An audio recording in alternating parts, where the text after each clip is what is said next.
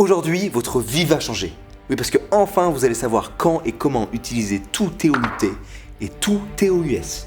Bon, j'avoue peut-être pas votre vie entière, mais au moins une bonne partie de vos copies de français, ça c'est sûr. Ou même de vos mails, de vos lettres de motive, ou de vos cartes postales. Ça existe encore la carte postale ou pas ?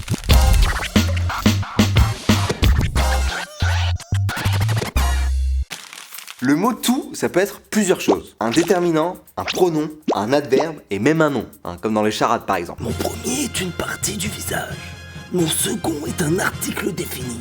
Mon tout fait souvent ça.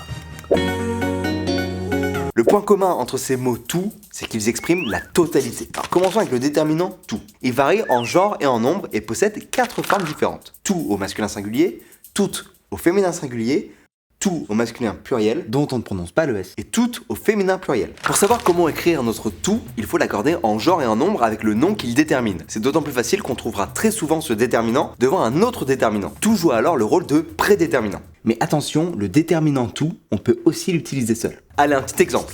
J'ai rêvé tout le jour, car jour est masculin singulier. J'ai dormi toute la nuit, car nuit est féminin singulier. J'ai rêvé tous les jours, masculin pluriel. Vous avez vu ? J'ai toujours pas prononcé le S. Et j'ai dormi toutes les nuits, car nuit est un mot féminin pluriel. Mais le déterminant tout, on peut aussi l'utiliser seul, sans autre déterminant, comme dans la phrase « tout condamné à mort aura la tête tranchée ». Et dans ce cas-là aussi, on l'accorde en genre et en nombre. Mais tout, ça peut aussi être un pronom, et il ne peut alors prendre que 3 formes, au singulier et au pluriel, tous ou toutes. Là, il faut prononcer le S. C'est donc assez facile de distinguer le pronom tout, T-O-U-T, du pronom tous, T-O-U-S, car il ne se prononce pas du tout de la même façon. Par exemple, dans la phrase « il a tout mangé », on écrit tout T-O-U-T. Tandis que dans la phrase « les cookies, il les a tous mangés », on écrit tout T-O-U-S. Et on entend bien la différence. Ce tous reprend ici la totalité des cookies.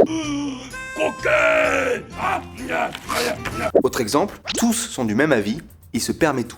Enfin, il y a l'adverbe tout. Il est synonyme de totalement, entièrement, intégralement, tout à fait, etc. Et on peut l'utiliser comme ça par exemple. Il est tout content d'avoir compris. Et comme on peut le remplacer par totalement par exemple, on est sûr qu'il s'agit bien de l'adverbe tout. Jusque là c'est tranquille, mais attention, il y a une petite difficulté. Car tout en tant qu'adverbe devrait être invariable.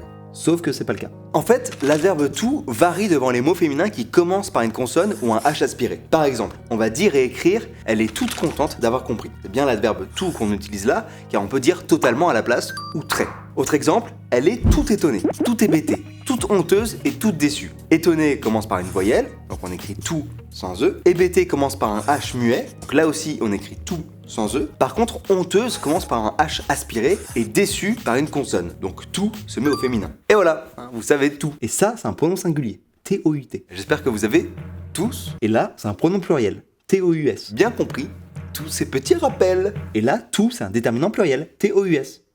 Ok, j'arrête. À force de dire tout ça, j'ai un petit peu mal à la gorge. Je vais prendre un petit sirop pour la toux. Allez, on se retrouve très vite dans une prochaine vidéo. Ciao! Vous êtes au collège ou au lycée, ça tombe bien, on a créé l'Anti-Sèche pour vous. On a tout ce qu'il vous faut pour réviser, alors abonnez-vous.